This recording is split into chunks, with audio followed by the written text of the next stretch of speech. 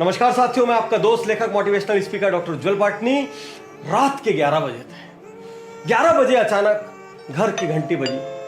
रवि चौंक गया, इतनी रात को कौन आया। दरवाजा खोल के घर के बाहर आया तो देखता है कि सामने एक वृद्ध सज्जन खड़े हैं और एक ऑटो पर आए हुए हाँफ रहे तेजी से। और उन सज्जन ने उनसे पूछा, बेटा आपका नाम? बोले रवि। और वृद्ध सज्जन बोले, हे भगवान तेरा लाख लाख शुक्रिया, घर मिल गया। रवि को कुछ समझ नहीं आया। वृद्ध सज्जन ने कहा, पानी मिलेगा? रवि ने बोला, आइए 1 मिनट घर के अंदर आ जाइए। अंदर पानी वगैरह पिलाया। उन वृद्ध सज्जन ने रवि के हाथ में एक चिट्ठी दी। रवि ने वो चिट्ठी को पढ़ा और चिट्ठी को पढ़ के ऑटो वाले को कहा कि भाई साहब आप चले जाओ।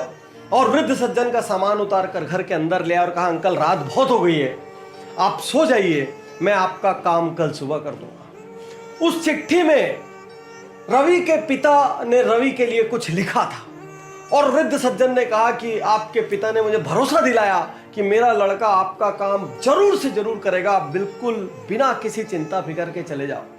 बात यह थी कि उस वृद्ध सज्जन के एकमात्र बेटे का अचानक देहांत सड़क दुर्घटना में हो गया था। बूढ़े और बुढ़िया घर में थे और लालन पालन की दिक्कत होने लग गई थी, दैनिक जीवन के खर्चों की दिक्कत होने लग गई थी।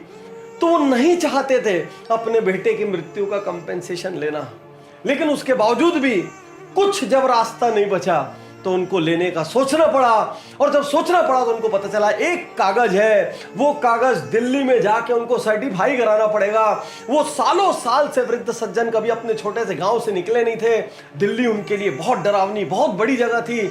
इतने में उनके पुराने मालिक, पुराने बॉस ने अपने बेटे के नाम से एक चिट्ठी बना के दी कि जाओ, मेरा बेटा आपकी मदद करेगा। अगले दिन सुबह अंकल उठे, उनको बढ़िया नाश्ता वाश्ता कराया, अपनी गाड़ी में बैठाया। रवि ने छुट्टी ली। छुट्टी लेकर रवि वो ऑफिस में गया। सारी मेहनत मशक्कत करके वो डॉक्यूमेंट फाइनली निकाल लिया। डॉक्यूमेंट निकालने के बाद अंकल की बस की टिकट करा दी। टिकट के साथ मिठाई का एक डब्बा दिया और बस स्टैंड पर छोड़कर निकलने ही वाला था। इतने में वृद्ध सज्जन ने यूं हाथ जोड़कर कहा, रवि तुम्हारे पिता धन्य है कि उन्होंने तुम्हारी जैसी संतान को पैदा किया, और वो धन्य है क्योंकि उन्हें तुम्हारी जैसी संतान मिली। कुछ कहना चाहते हो कि आपके पिता से मैं मैसेज दे दूंगा उनको? मतलब कहना तो मुझे भी बहुत कुछ है, लेकिन यदि आपकी कोई बात पहुंचानी हो तो रवि जाते जाते कहता है, माफ कीजिएगा अंकल, आपसे एक बात कहना चाहता हूं। मैं कहिए। बोले मैं रवि नहीं हूं। तो बेटा तुम्हारे मकान के बाहर तो रवि निवास लिखा था। हाँ वो मेरा रवि निवास है, मेरा नाम भी रवि है, लेकिन मैं वो रवि नहीं हूं जिसको आप ढूंढने आए थे। उन वृद्ध सज्जन को कुछ समझ नहीं आया। बोले अंकल जब आप रात को आए थे आप हाँफ रहे थे, लेकिन आपकी आंखों में उम्मीद थी कि उनका बेटा मदद करेगा। जब मैंने चिट्ठी पढ़ी तो मुझे मेरे पिता का ध्यान आ गया, जिनके लिए मैं जीवन भर कुछ नहीं कर पाया, और मैंने आपके वाले रवि को फोन किया। वो एकदम से हिल गया भीतर तक, क्योंकि वो कहीं बाहर गया हुआ था और 8-10 दिन बाद आने वाला था। मेरे पास हिम्मत नहीं थी आपकी उम्र को देखते हुए, आपके इमोशंस को देखते हुए कि मैं आपको वापस भेज सकूं, और मैंने निर्णय लिया कि मैं आपका ये काम करूंगा। और अब उस वृद्ध व्यक्ति की आंखों से झर आंसू बहने लगे। बोले तुम रवि को जानते भी नहीं हो? बोले अंकल मैं नहीं जानता हूं, आपकी चिट्ठी में फोन नंबर था उसी से लगाया। तुम वो रवि भी नहीं हो? बोले नहीं मैं वो रवि भी नहीं। फिर भी तुमने मेरे लिए छुट्टी ली और इतना किया। कौन कहता है भगवान नहीं होते? कौन कहता है भगवान नहीं होते? कौन कहता है भगवान नहीं होते? कहते हुए बस में चढ़ गए और चले गए।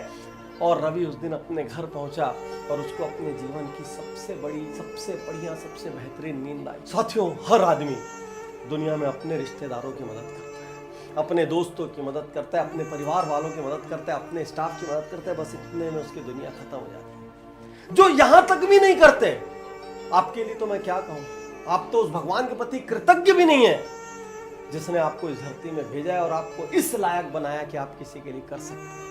आज मैं हर वीडियो देखने वाले से कहना चाहता हूं, हर उज्जवल पाटनी यूट्यूब चैनल के फैन, फॉलोअर, सब्सक्राइबर से कहना चाहता हूं, जिंदगी में अनेक बार उनकी मदद कीजिए जिनको आप जानते भी नहीं है और आपको पता है ये मदद करके मेरे को बदले में कुछ मिलने वाला भी नहीं है।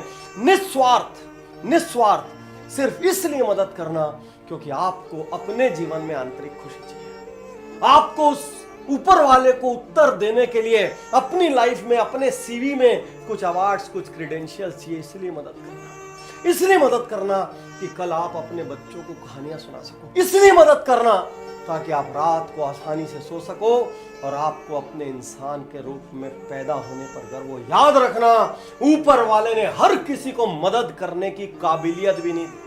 दुनिया में ऐसे हजारों लाखों लोग हैं जो चाह के भी किसी की मदद नहीं कर सकते, लेकिन यदि आप मदद कर सकते हो ना, तो समझना ऊपर वाले ने आपको वीआईपी बनाकर इस धरती पर भेजा। और आपसे ये कहना चाहता हूं, मेरे इस मिशन को भी आपकी मदद की जरूरत है। इस वीडियो को यदि आप 5 लोगों तक पहुंचाते हैं और उन 5 में से एक आदमी भी किसी अनजान की मदद करता है, तो उसके हिस्से का कुछ पुण्य